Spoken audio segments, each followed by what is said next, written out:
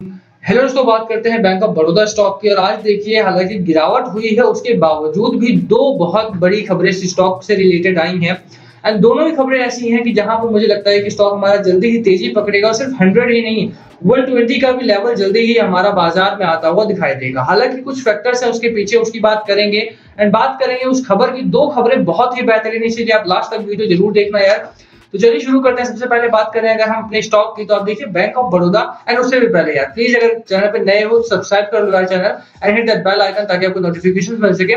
Subscribe कर दिया करो यार, थैंक यू। एंड लाइक कर दिया करो वीडियो अगर पसंद आती है तो। चलिए शुरू करते हैं। बात बैंक ऑफ बड़ौदा स्टॉक की करें तो देखिए 80 रुपए का स्टॉक है। जो वॉल्यूम आता है वो बहुत गजब का है। पब्लिक सेक्टर बैंक्स में अक्सर ऐसा देखा गया है कि वहां पर इंटरेस्टेड कम दिखाई देते हैं इन्वेस्टर्स, बट इस बैंक में ऐसा नहीं है। यहाँ पर बहुत बढ़िया वॉल्यूम आता है। ऐसा ही पीएनबी भी है, पर वहां पर थोड़ा सा एक डिस्ट्रेस स्टॉक में है। यहाँ पर बैंक ऑफ बड़ौदा में फाइनेंशियली कोई प्रॉब्लम नहीं दिखाई देती, फंडामेंटली कोई प्रॉब्लम नहीं दिखाई देती है। ओवरऑल अगर इसका एक साल का भी चार्ट देखोगे तो बहुत अच्छी एक रैली आई है आफ्टर लॉकडाउन। यहाँ पर बहुत बढ़िया स्टॉक ने जंप लिया है। 37 रुपए का स्टॉक था हमारा, एंड वहां से stock all the way to 90 to 94 rupees तक भी हमारा स्टॉक गया है। 95 रुपए तक का भी एक हाई से स्टॉक ने लगाया है। तो इसीलिए मैं कहता हूं कि यहाँ पर अगर आप खरीदारी कर चुके हो तो होल्ड करके रखो। अगर खरीदारी नहीं की है आपने और खरीदारी करना चाह रहे हो तो भी एक बेहतरीन स्टॉक है, यहाँ पर बाइंग की जा सकती है फॉर श्योर। ठीक है, उसके पीछे के बड़े कारण देख लेते हैं। सबसे पहले यहाँ पर इस समय पर बाइंग क्यों करनी है, क्योंकि स्टॉक गिरावट में है और यहाँ पर आप कम प्राइस में इस स्टॉक को उठा सकते हो ज्यादा मात्रा में। 90 टू 92 रुपीज के अगर आसपास प्राइस था वहां पर, तो वहां पर थोड़ा सा हाई प्राइस था, वहां पर वॉल्यूम कम मिलता। बट यहाँ पर वॉल्यूम में काफी ज्यादा उठा सकते हो आप। हालांकि 12 रुपए का गैप है, बट यहाँ पर देखोगे तो 12 रुपए का गैप स्टॉक मार्केट में बहुत ज्यादा मैटर करता है। ये 12 रुपए का गैप आप उन लोगों से पूछ सकते हो जो 92 या 93 पर उन्होंने परचेजिंग प्राइस है उनका, और वहां से जब यहाँ तक स्टॉक आ चुका है तो उनको कितना ज्यादा लॉस हुआ है। यही बड़ी वजह है कि अगर यहाँ पे बाइंग करते हो तो बहुत बढ़िया प्रॉफिट आप इसमें कमा सकते हो। तो पहले सबसे पहले लेकर चलता हूँ खबर पर मैं आपको, ये खबरें क्या कहती हैं। पहली खबर है कि बैंक ऑफ बड़ौदा जो है वो अपनी क्रेडिट कार्ड बिजनेस के लिए इन्वेस्टर की तलाश कर रहा है। तो एक दो चीजें हैं इसमें, ठीक है, आपको रीडिंग बिटवीन द लाइंस करनी होती है। तो पहली बात तो ये है कि बैंक ऑफ बड़ौदा में क्रेडिट कार्ड बिजनेस स्टार्ट हो चुका है। तो इसका फायदा इनके कस्टमर बेस से मिलेगा, इसका फायदा बैंकिंग सेक्टर बैंक को मिलेगा, इसका फायदा बैंक के प्रॉफिटेबिलिटी पर साफ तौर पर दिखाई देगा। और अगर बैंक सेक्टर के प्रॉफिटेबिलिटी बढ़ेगी हमारे, तो यहाँ पर स्टॉक प्राइस में भी तेजी पकड़ता हुआ स्टॉक दिखाई देगा। ठीक है, दूसरी चीज आप देखिए, जो दूसरी खबर है जो बहुत सारे इन्वेस्टर को शायद ही पता हो, वो है कि बैंक ऑफ बड़ौदा जो है वो इंश्योरेंस में भी घुस रहा है। इस समय पर इंश्योरेंस के बिजनेस में भी ये एंट्री मार रहे हैं अपनी।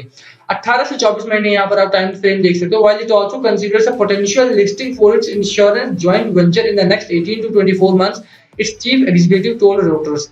तो यहाँ पर आप देखोगे तो इंश्योरेंस का बिजनेस नया स्टार्ट कर रहे हैं। 18 से 24 महीने में उसकी लिस्टिंग हो जाएगी, वहां से तेजी पकड़ेगा हमारा बैंक ऑफ बड़ौदा का स्टॉक।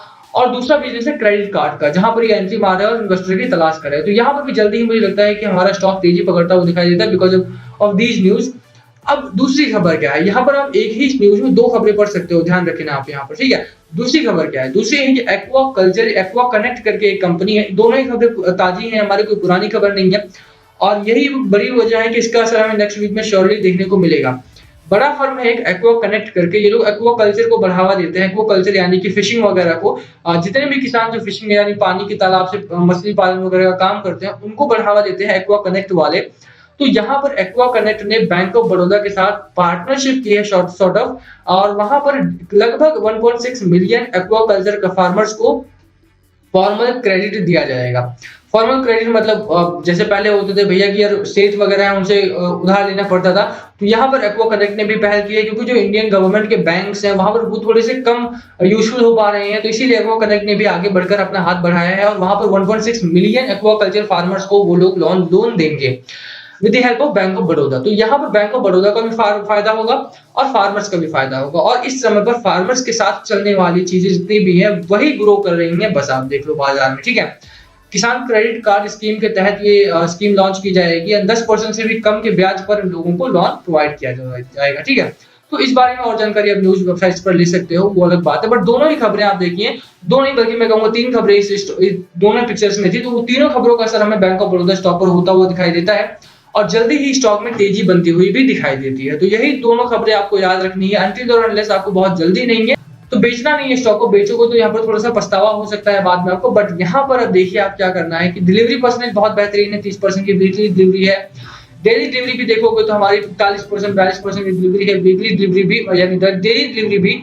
आज की डिलीवरी परसेंटेज की बात करें अगर हम कि आज की क्या डिलीवरी रही है, तो देखिए 34-35% की डिलीवरी आज भी स्टॉक में हुई है। और अगर इतनी भारी भरकम डिलीवरी हो रही है लगातार, तो इन लोगों को या तो खबर पता है या तो इन लोगों का पोटेंशियल पता है कि बैंक ऑफ बड़ौदा स्टॉक हमारा क्या कुछ कर सकता है, ठीक है? तो ये बहुत इंपॉर्टेंट हो जाता है। आप देखिए यहाँ पर बेहतरीन सी एक रैली आएगी हमारी, अब आने की उम्मीद आप पूरी-पूरी कर सकते हैं। ये जो खबरें हैं बहुत बेहतरीन खबरें हैं और इनका असर हमें बाजार में देखने को मिलेगा।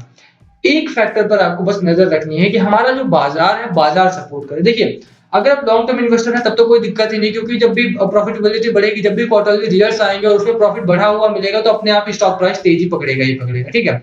बट शॉर्ट टर्म इन्वेस्टर है, तो यहाँ पर भी इस खबर का असर देखने को मिलेगा, बशर्ते हमारा जो बाजार है वो थोड़ा सा सपोर्टिव हो जाए तो। ठीक है, यहाँ पर बाजार में आज बहुत डल मूवमेंट रहा, 15,115 की क्लोजिंग कल थी और 15,165 की क्लोजिंग आज है, तो लगभग 50 पॉइंट्स का ही ग्रोथ यहाँ पर हुआ है, कोई ज्यादा बड़ी ग्रोथ यहाँ पर नहीं देखने को मिली है। बात करें अगर कि एफआईआई डीआई क्या कर रहे हैं, तो कल के बाजार में बहुत बढ़िया खरीदारी हुई थी। एफआईआई की तरफ से भी 3000 करोड़ के आसपास की खरीदारी आप यहाँ पर देख सकते हैं, एंड डीआई की तरफ से भी 1200-1500 करोड़, 1200-1300 करोड़ के आसपास की खरीदारी यहाँ पर बाजार में देखी जा सकती है। खरीदारी लगातार बढ़ रही है, बाजार में तेजी आ रही है, धीरे धीरे करके ही सही। और बैंक ऑफ बड़ौदा में खबरें बहुत बढ़िया आ रही हैं, तो भैया देखो इस स्टॉक का तो फर्क पड़ेगा आपको, और स्टॉक में तेजी भी जल्दी ही आती हुई दिखाई देती है। कुछ चीजें में एक हमारा मार्केट के ऊपर ध्यान रखना है, और बहुत ही शॉर्ट टर्म के लिए अगर आप आए हो, देखो यार 78 रुपए का हमारा एक लेवल है 78 रुपीज का, वो आपको वॉच करना है। वो एक स्ट्रॉन्ग सपोर्ट पॉइंट हमारा बनता है इस समय पर गिरावट के बाजार में। 78 या 79 आप मान सकते हो, 79 रुपीज के आसपास ये स्ट्रॉन्ग सपोर्ट हमारा बनेगा।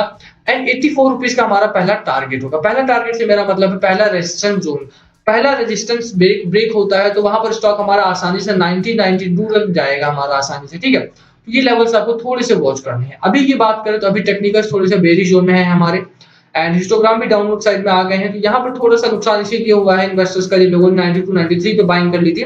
बट वो नुकसान नहीं है अनटिल और अनलेस आप स्टॉक को बेच देते हो, तो पकड़ के रखो, होल्ड करो। होल्ड रेटिंग रहेगी मेरी, बाय कर सकते हो आप बिल्कुल, पर लॉन्ग टर्म के लिए बाय करो तो ज्यादा बेहतर रहेगा। और इसी के साथ वीडियो खत्म करते हैं। लास्ट कॉल आपका होना चाहिए, बाय करना है, सेल करना है या होल्ड करना है, क्या है आपकी स्ट्रेटजी, प्लीज कमेंट करके शेयर करना हमारे साथ। कुछ पूछना हो तो प्लीज कमेंट बिलो, हम सभी कमेंट्स का रिप्लाई करने की कोशिश करेंगे। Thank you for watching, subscribe किए बिना मत जाना, वीडियो पसंद है तो वीडियो को लाइक कर देना यार। Thank you again.